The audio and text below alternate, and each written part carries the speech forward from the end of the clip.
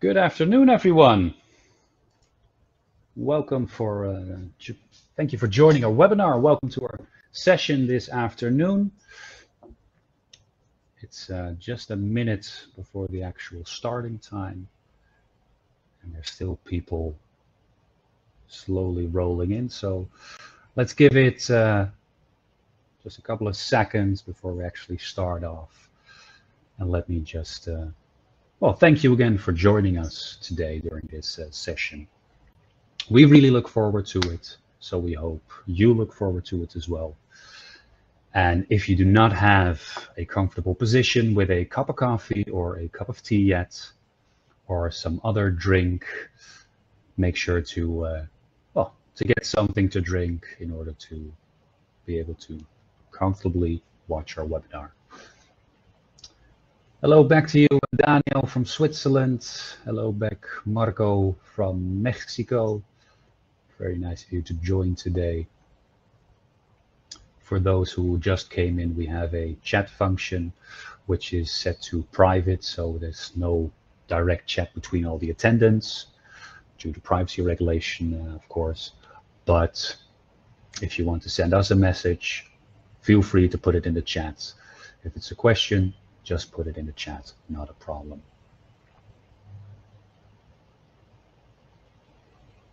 So with the number of people attending the webinar still on the rise, well, it's 1 minute after 3:40, so let's indeed start, or at least it's 3:40 in my time zone. I'm currently located in the Netherlands in Europe. So let's start off, people. Again, thank you all for joining. We had a very high enrollment for this webinar, so I do hope that everyone has a good time during this session and gets inspired on what we want to tell you about ReadSpeaker for Moodle in general, but on accessibility and engagement and how you can create that, or how you can improve both these for all learners within the Moodle LMS environment or within the Moodle workplace environment. Now, my coworker Maurice already launched a poll because from our end, you know, we've seen a lot of names on the people who entered, who signed up to join the webinar. But of course, you know, we always think it's nice to know what you actually are doing or what your organization is doing with Moodle. So the first question is launched. We want to get a bit of an understanding of what kind of type of education or educational level your institution, your organization is offering. So thanks in advance for answering the poll. These are the kind of questions, you know, I try to use these throughout my part of the webinar in order to more pinpoint towards the larger part of the audience. And it seems that the majority of the audience is indeed working in higher or further education. That's very interesting to hear. It seems that the further and higher education field is even growing quicker than the other ones. So thank you for filling out your answer in that case. So let's start the webinar. Well, today's webinar will be hosted by myself. My name is Jarno Aantjes. You can see me on the small webcam screen, but here's a LinkedIn picture from myself as well. I've been working for ReadSpeaker for almost 10 years right now, and I'm the partnership manager for all of our educational activities within the EMEA region. ReadSpeaker as a company has been in business since 1999. Education is only one of the industries or one of the segments ReadSpeaker caters to with its text-to-speech technology solutions. Think of automotive, web accessibility for websites, transportational announcement systems. We're not going to bore you with all these solutions we have for that. No, today we want to inspire you what you as an educator can do to increase accessibility and improve engagement within your Moodle LMS in particular. Today, joining us and helping me is my coworker Risholm from our Swedish office. Rikard is our front-end team leader and our technical sales engineer, and he has all the knowledge we will need if you have any technical questions on our ReadSpeaker for Moodle integration. During the webinar, feel free to ask any kind of question because a third coworker of us, whom I didn't mention on this slide, my apologies, Maurice, but Maurice is joining us as our moderator for today's session. Feel free, of course, to connect either myself or Ricard on LinkedIn. We're always happy to meet new people from the educational field. So do not hesitate to reach out to us. So what are we going to talk about today? Well, the title of the webinar, Accessibility and Engagement for All Learners, is of course the main topic where we'll dive into. But in order to come to something of an answer on how to improve both accessibility and engagement, we will need to ask some sub-questions first. Being, of course, what is accessibility? And in order to tap into engagement, we'll need to look into the universal design for learning. Now, the accessibility perspective and the universal design for learning perspective are very commonly used simultaneously because there's a lot of overlap in between, but they differ from their starting point. Hence, we want to discuss both of them really quick in this webinar and hopefully inspire you to see what the differences in between these are and how you might use them yourself within your institution to improve both of them, or at least accessibility from the accessibility viewpoint and improve engagement from the universal design for learning viewpoint to improve those within your Moodle LMS. After we've touched upon accessibility and universal design for learning, well, how can then, next logical question is, how can text-to-speech actually help to improve both of these? And of course, which kind of learners, which type of learners will benefit from being able to use text-to-speech within Moodle LMS? And how do you even add text-to-speech to LMS? Well, I'll be honest, bit of a spoiler alert on this one. As you can probably guess by the Moodle certified integration logo in the lower right corner, ReadSpeaker, as a text-to-speech producing company, has a certified integration for the Moodle LMS to add text-to-speech to Moodle. So sorry for the spoiler alert on that one, but that's indeed already the answer to this question. But we'll touch upon more on the details of that. And of course, we want to show you, have you listened to the precise certified integration so that you can actually experience the effect, the benefit for learners from being able to use text-to-speech in Moodle. So the first question we'll need to touch upon is, what is accessibility? Don't be alarmed. I'm not going to jump into the general definition of accessibility or the general viewpoint on accessibility as a general concept, because otherwise I'll have to be touching upon physical accessibility, social accessibility, financial accessibility. Those are topics that are, of course, not of interest in this webinar. No, today we're focusing on Moodle, therefore online education. So what I did is I took the most commonly used definition of accessibility and added in two words, being LMS and learners. And I took the precise definition for web accessibility, so online accessibility.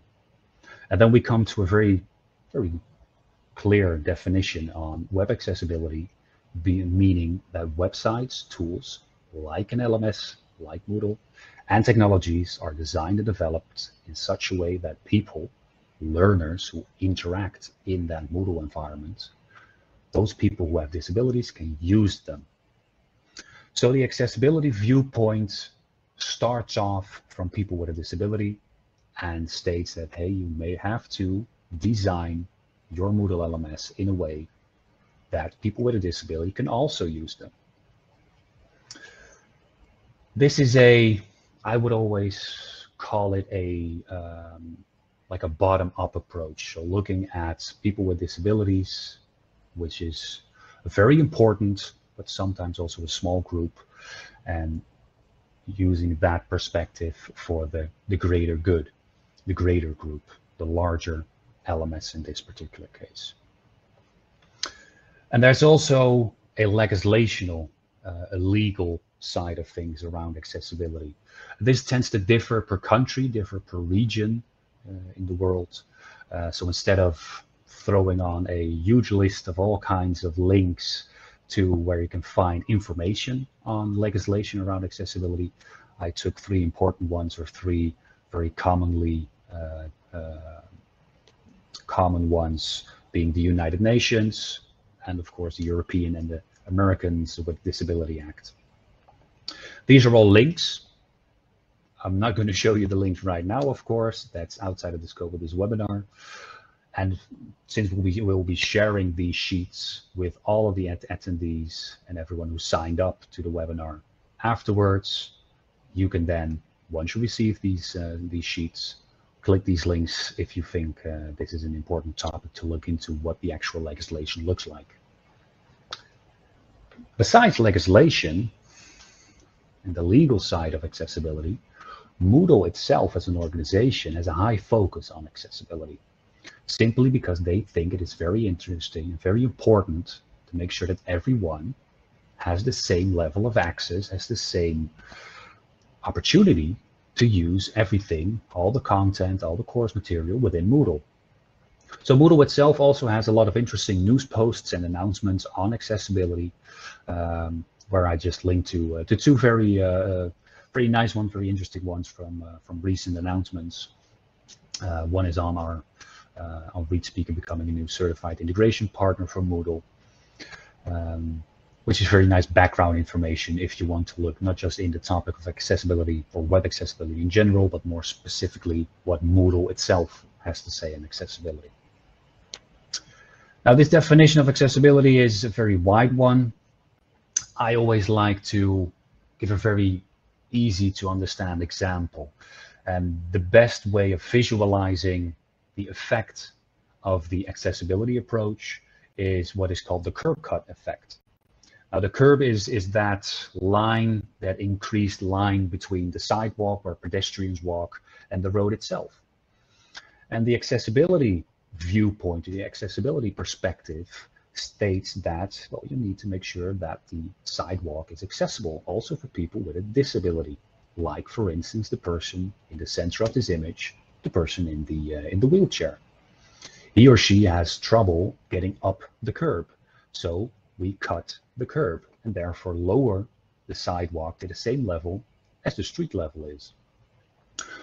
But as a side effect, this not only helps that person with disability, but it's also beneficial for instance, a delivery driver who uses a trolley to deliver all these heavy boxes to a customer. It's also beneficial for young parents who might have their child or their baby in a stroller or a pram. The same thing accounts for kids on bicycles or teenagers on skateboards, or elderly people who have trouble getting up the curb, lifting their feet up that high. They also all benefit from the curb cut, and therefore a larger group benefits from a design focused on accessibility for people with a disability. So with that being said, on the accessibility perspective, I now like to turn to the Universal Design for Learning perspective, or in short, UDL. Universal Design for Learning is somewhat different. There's a large overlap with accessibility. And the difference in between both perspectives lies in its, let's call it, starting point, where accessibility looks at making something accessible for those with a disability. It's UDL that starts off with the larger group. So UDL states, make sure that whatever you design it in such a way that all of your learners, including those with a disability, can have access to whatever kind of material. It's a framework based on scientific insights that stipulates or that promotes the use of multiple means of representation in order to increase engagement. And this is where the engagement part of the topic for today's webinar comes from. So by offering these multiple means to all learners within a Moodle environment or a Moodle LMS, the main thought behind this is that it will create equal opportunities for every learner to participate, to engage, to learn, and to be able to learn in the way that fits their own individual needs. Because everyone knows that we're all different. Even though we're all human, everyone is different in some kind of way. We all have their own preferences. Some people like to drink coffee. Some people like to drink coffee with milk. Some people don't even like coffee, but they prefer a cup of tea. Some people put milk in their tea. Some people don't even like coffee or tea. Every person is different. Every person has a different preference. And the same thing accounts for education. This is what educators around the world experience on a daily basis. Whether you're teaching students in higher education, or whether you're providing onboarding training to new employees for your corporate organization, or whether you're giving out or training people for safety training, every learner you come across will prefer to learn in their own different way. And that's the basic essence of universal design for learning.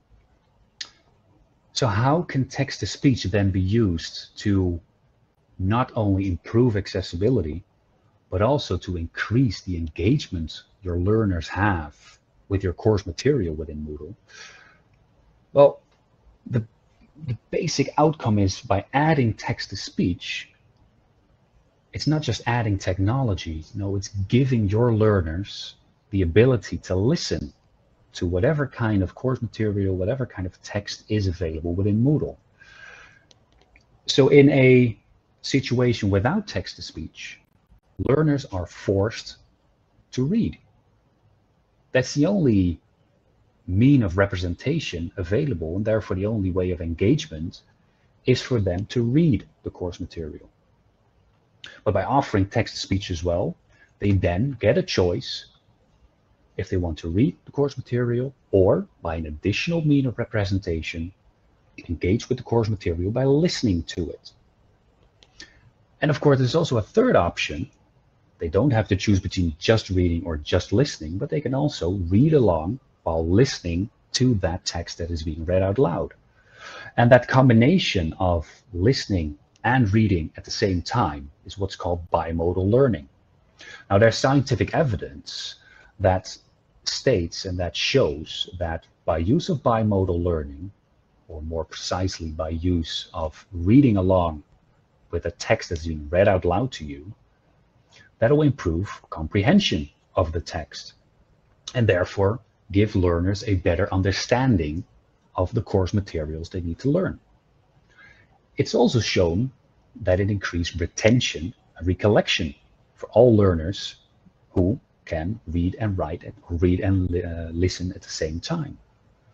So therefore, the remembering of what they've learned at a later point in time is increased. And of course, besides improving comprehension, retention, and recollection for all learners, offering text-to-speech, offering the ability to listen and engage in an auditory way with course material is beneficial for those with language barriers, those with disabilities or reading problems. So from what we discussed earlier on accessibility versus universal design for learning, adding text-to-speech, adding the auditory way of engaging with your course material will help learners both from an accessibility viewpoint, but also from a universal design for learning viewpoint. So which learners will then indeed benefit from this ability to be able to listen to content as well?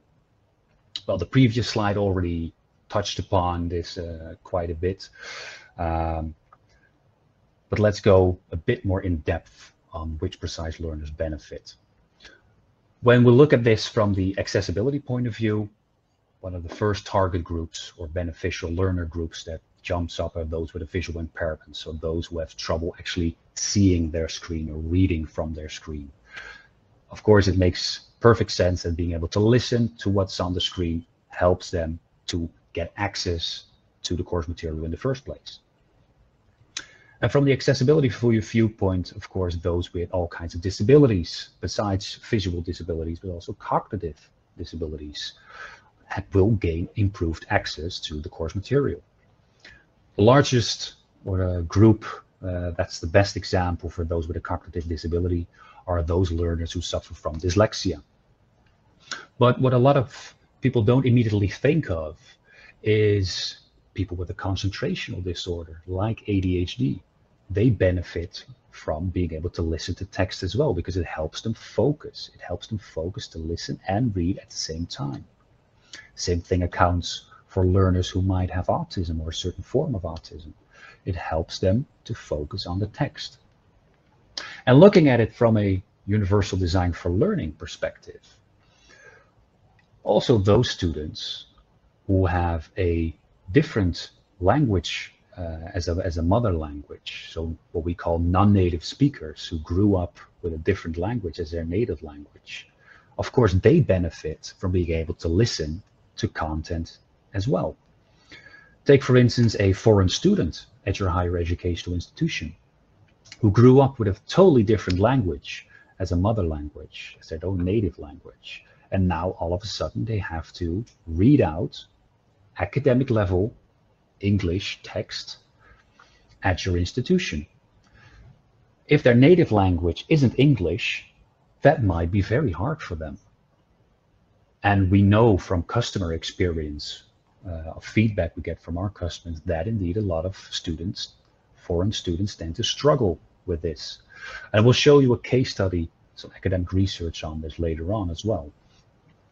But being able to listen to that course material as well will definitely help them, because listening to a new language is the first step of learning a new language in the first place. And of course, that's also the same thing accounts for those who learn a new language, so foreign language learning. If you provide text-to-speech to a Moodle LMS where you learn people or help learners to master a new language, well, being able to teach them and improve their listening skills, text-to-speech makes more perfect sense to do that. It also helps them to learn how to pronounce certain words, because they can listen to the text and hear how they have to be pronounced. And nowadays, a group that a lot of people do not think of is, people tend to travel a lot. So learners are always on the go, especially with remote learning during the pandemic. Learners are either in the train or in the bus heading towards college. People might be just commuting to work and having to do an onboarding training, so they can do that, for instance, while in the train to work. Then there's all these background noises, all this distraction. So if you just have to read some text from a small screen device like a smartphone, like a tablet, or like a small laptop, well, it helps them to put on one of those Bluetooth headsets. It's like the same one I have on myself for this webinar. This helps them cancel out all the background noise, and by using the text-to-speech, it helps them focus on the text, focus on the course material they have to learn. And from that target group, it's a very quick extension towards a group of learners that people don't really think of immediately. Learners who simply prefer to listen, or stated differently, those who have an auditory preference. Especially nowadays, when you look at the popularity level of podcasts, especially amongst younger generation and students in higher education, the popularity level of a podcast, people just like to listen to a podcast more in comparison to reading a book on the same topic. They prefer to listen instead of reading. So adding text-to-speech to the Moodle LMS definitely makes sense for these learners, and they will benefit from having that additional mean of representation of the course material. Not just being forced to listen or read, sorry, but also being enabled to listen to the course material. So adding text-to-speech is something that will give all learners the option to listen and benefit from being able to listen to course material. And like I said, there's scientific evidence on that, for instance, that those last three groups, mainly those non-native speakers and those students with an auditory preference. Because several years ago, ReadSpeaker participated in a research performed among students at the University of Barcelona in Spain. Again, there's a download link where you can find the academic publication. So as soon as you receive the sheets somewhere later after this webinar, feel free to just click the link, download the academic publication, and go through the results yourself. But the main conclusion derived from that particular research was when they questioned a lot of big target group of students at the University of Barcelona, and they enabled these students to use ReadSpeaker for Moodle within the Moodle learning management system, the Moodle LMS used by the University of Barcelona. And by having these students use text-to-speech within Moodle, they afterwards asked these students if by the use of text-to-speech actually helped them to get through the text, to comprehend the text, understand the text, to concentrate while reading those texts.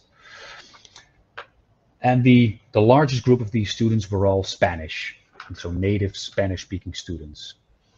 And even 20% of native Spanish students stated that indeed the use of text-to-speech helped them concentrate while they were reading long texts in Spanish. But when the researchers asked these Spanish students to what extent it helped them concentrate and understand English texts, that percentage of 20% actually tripled. 2/3, so 65% of all students who participated in this research indicated that text-to-speech helped them concentrate on reading long English texts, helped them understand those long texts in English. So these are very powerful numbers, because this shows that even those without a disability benefit from being able to use text-to-speech to go through their course material, whether that's in their native language, but more in a non-native language. So that brings us, of course, to the question, well, we now know why text-to-speech is important to offer. It increases accessibility. We now also know from a universal design for learning perspective how it supports engagement and to what extent and which target groups of learners actually benefit of being able to use text-to-speech. So how do you add it to your Moodle courses? Well, just like the spoiler alert I gave at the start of the presentation, at the start of the webinar, ReadSpeaker, as a text-to-speech provider, indeed created a plugin for Moodle, or an integration for Moodle, which you can simply add to a Moodle LMS or a Moodle Workplace in order to provide a text-to-speech functionality directly in Moodle. And by adding that, it creates a more accessible and more engaging LMS. The text-to-speech functionality can, of course, be used anytime, any place, and on any device. So whether a learner is at home, just like on the image, on the couch with a tablet, they can use it. Whether they're on the go on a cell phone or a smartphone, they can use it. If they have a Chromebook, a Windows laptop or desktop, whether they have a MacBook, doesn't matter. They can always use the listen button, the listen functionality to activate the text-to-speech. And like I stated previously, it's a certified integration, meaning that Moodle itself completely checked the integration and certified it as being top-notch, so to say. Of course, it's fully compatible with Moodle 4.0, but most importantly, from an accessibility point of view, all the components within the Moodle plugin, ReadSpeaker for Moodle, are compliant with the highest level of legal requirements on accessibility. So our Moodle integration upholds to the WCAG 2.1 AA level requirements for accessibility for tools. And I think that's a very important thing to emphasize. So adding our functionality, adding our Moodle integration or the ReadSpeaker integration for Moodle gives a listen function both to text, and these are just two screenshots. Of course, like I said, my colleague Ricard will show you and demonstrate this to you in a couple of minutes. But it adds the functionality to listen to text in courses, but also to text in documents. And as you can see, it's not just about listening to text. No, there's all kinds of additional assistive features that are added along the way from all kinds of customer feedback we've gotten through the previous years. Because just offering text-to-speech, that's one thing, that's a very important thing. That's the main character about the ReadSpeaker for Moodle integration. But there's a lot of additional assistive tools to help support learners to learn according to their own preference. So that's my part. That's my part on explaining how ReadSpeaker for Moodle can increase accessibility and increase engagement with a Moodle LMS. With all that said, the best way of actually seeing how it works, how it sounds, experiencing how it actually benefits certain learners, well, there's only one way to do so, and that's by showing and demoing the ReadSpeaker for Moodle integration to you. So at this point, I'd like to give the floor to my colleague Ricard, in order to give you a quick demonstration of the ReadSpeaker integration for Moodle. Thank you very much, Jarno. So with the help of my colleague Maurice as well, we will demo the solution that we have implemented in Moodle. We had a bit of trouble getting the audio throughput as well, but I think we got it working, so it should be fine now. So hello everyone, a quick introduction. My name is Risholm. I work as a developer for ReadSpeaker and have been with the company for over 10 years now. I work as the lead developer when it comes to developing our LMS solutions, and I am also the head of our department that handles all of the LMS type implementations and such. So the implementation that we have in Moodle is very straightforward. What we've done is that we've used the Moodle plugin or Moodle block functionality in order to add a listen button into the courses. So this is a functionality that appears for any user within courses that you have enabled the functionality for, and users can interact with it whether or not they have a need or a want for it. They don't need to use a specific computer. They don't need to request access from anyone in order to get this through. This is something that is implemented directly into the platform and enables the functionality for the users. So the most simple way to use the functionality is, for example, as in this case, we're showcasing some material with Harry Potter and Quidditch. The user can go in and just click to listen to some of the content. Harry Potter and Quidditch. J.K. Rowling wrote the Harry Potter series of books. In these books, the game of Quidditch became famous. Quidditch is a game played on broomsticks. Prior to the writing of these books, the word Quidditch did not exist. So as you can see, as the user is interacting with the service, they can listen to the audio, they can hear it, they can see the text being highlighted as they are playing it. Not only can they just click to listen to content directly on the page, they can also, for example, text select content and listen to a specific section.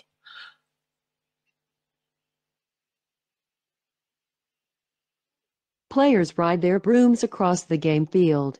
This also enables functionality to, for example, do dictionary lookups. Let's say that there's a word that they don't really understand. They want to showcase that specifically. Like, for example, if you're interested in the word Quidditch, you can use a dictionary lookup to this, and you can also listen to the text. 1. Quidditch noun. A team sport played while straddling broomsticks, in which goals are scored by throwing a ball through any of 3 hoops fixed at either end of the pitch. Examples.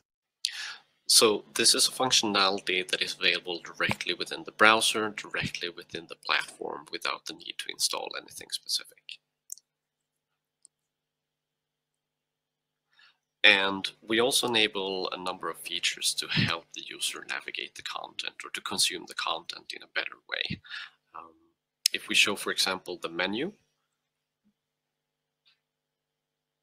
we can see that we have a number of options when it comes to selecting different kind of reading languages, whether or not you want to enlarge the text. We use what we call the karaoke mode, for example. You can have the click and listen functionality that enables you to just click to specific sections or even keyboard navigate the page in order to read out content. So let me do a quick demonstration here of the enlarged text feature, for example. We can text select some text and listen to it. There are now Quidditch teams across many colleges. So you can have an enhanced experience. You can have a sort of karaoke mode appearing as a user when you're reading and listening to the text. Let's take a quick look at the settings as well, and I want to show you. So we said that you can customize the experience, and this also comes to, for example, the highlighting. You know, depending on the user, you have different needs, whether or not you want to mark up text on a word and sentence level. Maybe you only want words to be highlighted. You can adjust, for example, highlighting colors to your preference, or you can adjust whether or not you want the text to automatically scroll with the page as it is reading out.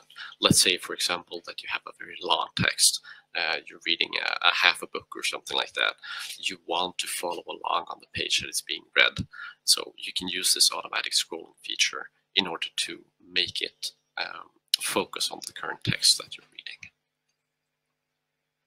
So another thing I'd like to show you as well, this is one of the functionality that we have, which is reading part of the course content. So let's go take another look when it comes to reading, for example, documents within Moodle.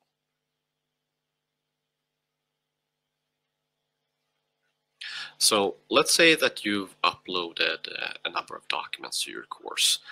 They can be PDF files, they can be ePub files, Word files, PowerPoint presentations, spreadsheet, so if you so want it.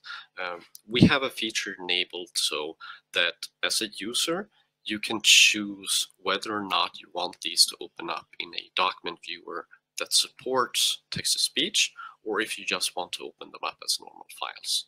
So you can, for example, just open it up normally, or we enable these icons next to uploaded documents that the users can click in order to open them up in the document viewer.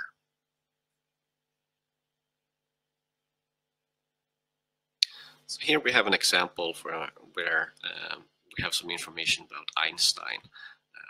And the same kind of functionality that you saw within the courses is available here as well. The user can, for example, click to listen to the entire page, or they can just, for example, text select a specific portion to read that out as well.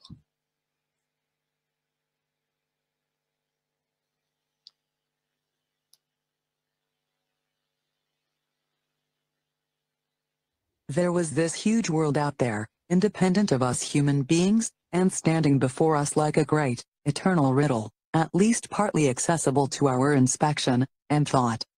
The contemplation of that world beckoned like a liberation.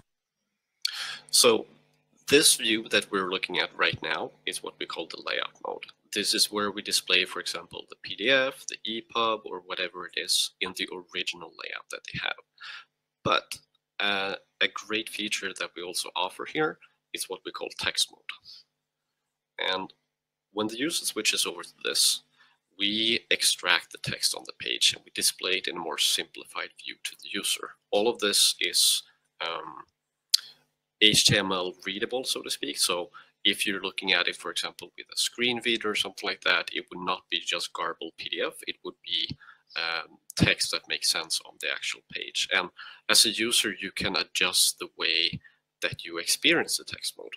So let's say, for example, that we open up the settings, we expand the toolbar, and just take a quick look at what we have. Let's say, for example, that you want to adjust the background colors. So here we've changed, for example, the settings of our sentence highlighting. We've adjusted so that the text appears as yellow on black instead of just black on white background. We've increased the font size. We changed the font to use an open dyslexic font instead to be much more dyslexic friendly. So the user has a wide array of tools that they can choose in order to consume this particular content on the page. There's one final thing I'd like to show as well. So let's go back to the layout mode. And this is quite a nice little feature when you're working as a student and you're working with content that, let's say that you want to remember for later. We have something called the highlighter. So this is a little tool that the user can use. They can select different portions on the page and highlight. So let's, for example, mark up a little section. We have already marked up 3 sections here with some little text. And as a user, what you can do is that you can say that, okay, so this part of the content is important and this other part is important. And I need to also remember that as well. You mark it up with different colors, and then what you do is that you go and simply collect the highlights. And you can download them.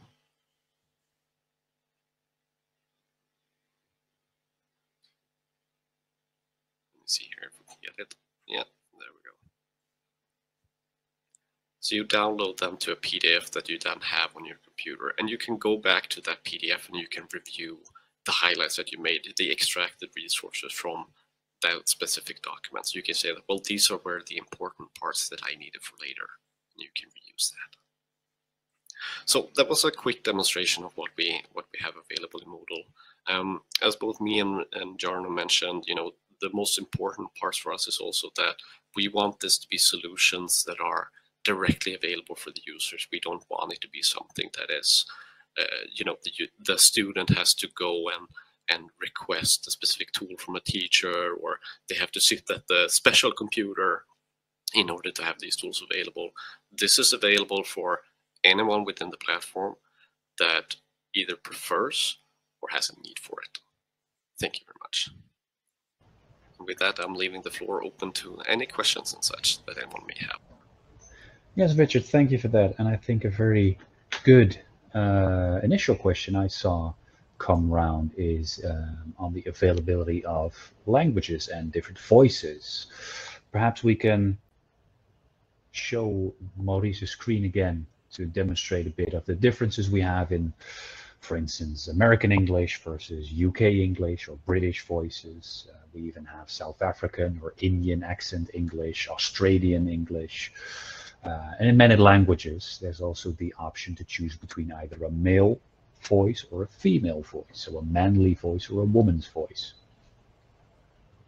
Yeah, no, definitely. So we have a lot of different kind of options available. And usually when it comes to a specific installation, we enable only a few of these in order to make it not so confusing for the users. But let's say, for example, that you mix content that is Spanish and English. Then, you know, as a user, you could go in and you can say that, well, I know that this particular portion is Spanish content. I'm going to be switching over to a Spanish voice and reading that as well. And to answer some quick questions here as well that I'm seeing. Yes, I see one on being GDPR compliant. Yes, the integration itself and our full service, so the text-to-speech service itself, is fully GDPR compliant. Yeah, and we have, I should mention that we have data clusters both in the European Union, in North America, as well as in Japan. But what we normally do is that we lock the integration to a specific data center. So let's say, for example, that you're in the EU, then you would be locked into using the European data center, so your data would not be leaving the EU.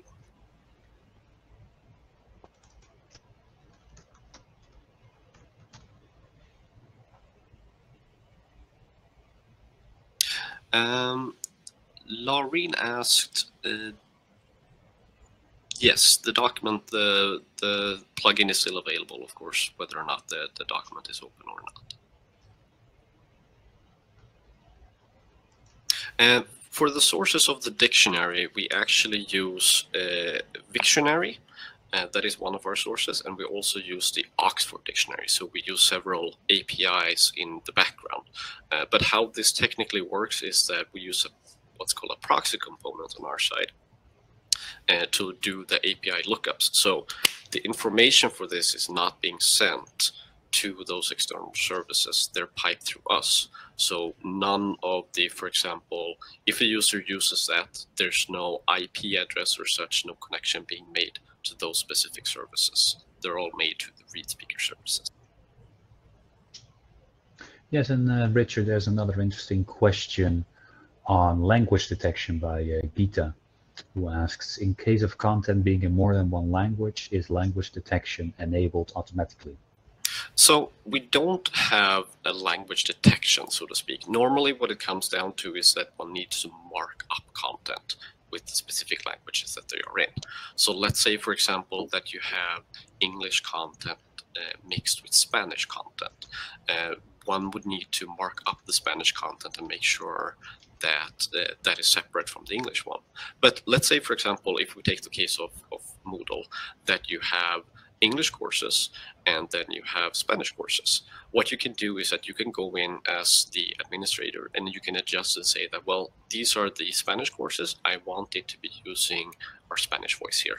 I don't want it to be using the English one.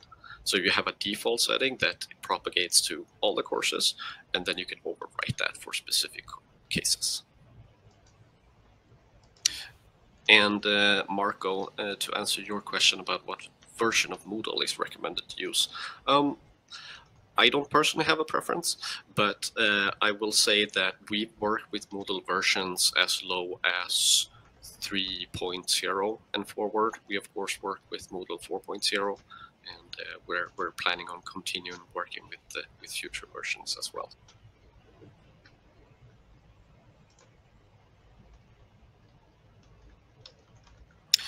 Orin, I'm not really sure I understand your questions about the PDFs being required to be archivable.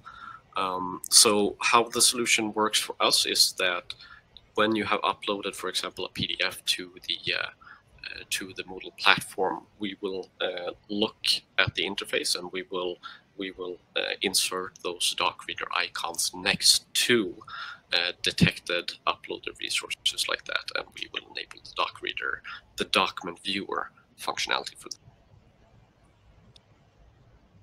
them. Sky, for your question about whether or not you can turn off the document viewer, yes, of course.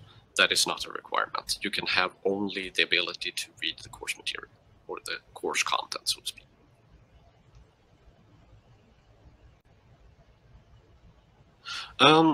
Orin, I believe that we work with both. I don't really think that there's much of a difference. I'd have to actually look that up, but from what I've seen, we work with both normal PDFs as well as PDFs that are tag or archivable and such.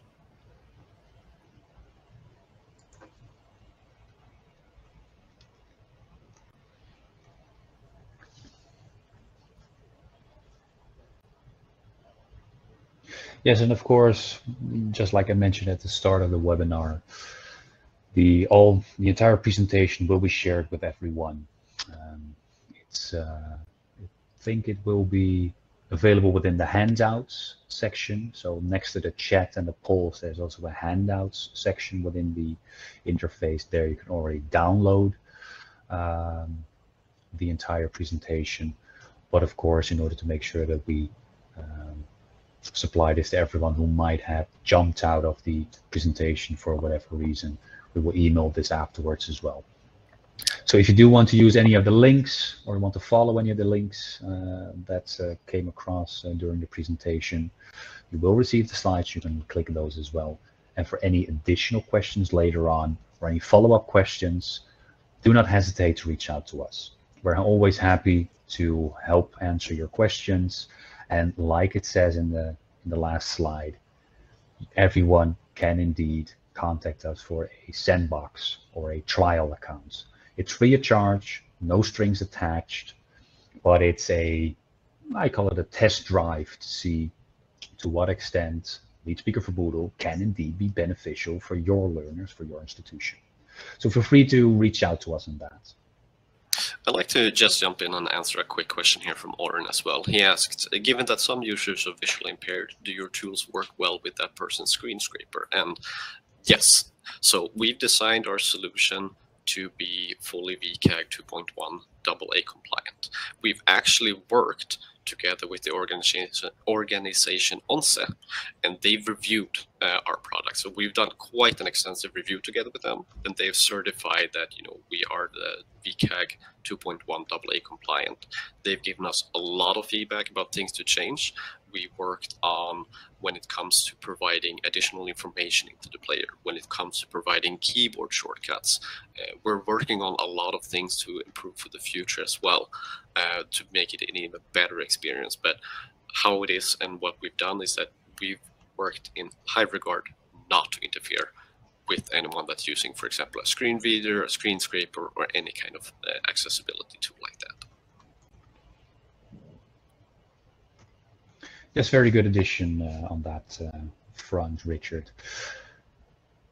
Now I see the majority of questions is already rolled in. Thank you everyone for participating. Ricard, Maurice, I think we're about to wrap it up in this case, and with all the questions answered. Again, if any additional questions, do not hesitate to reach out to us. We'd love to answer your questions. If you want to test it, reach out as well, not a problem. I want to thank everyone for joining us. If you're still here, thank you for joining us for the entire session, the entire webinar. Much appreciated. I do hope that we've been able to inspire you on this particular topic, and perhaps talk to you at a later point in time in the future. Thank you very much, everyone. Great. Thank you so much, Jarno, as well. Have a great day, everyone. Thank you too as well, Ricard.